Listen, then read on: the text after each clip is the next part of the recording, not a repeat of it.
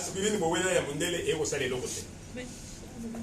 et osale lokote ba msu ba communauté chloroquine okini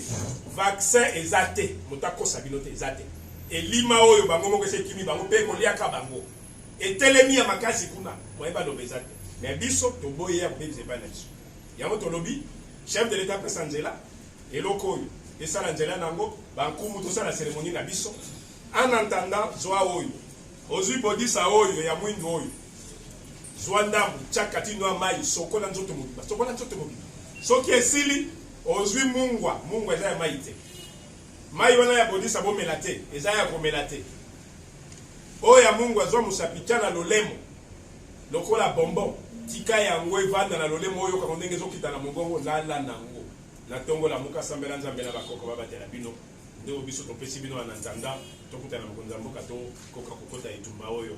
merci na bino nyonso mboka na biso kokoya kate oyango nde kopesa solution na mokili nde tokende na mboko ya poto soki mokonza mboka basololi na bango nde tokende kotala ndenge nini bango peut-être lolokola bango na se ya nzete ya mabe oyo bango moko bamitiaki merci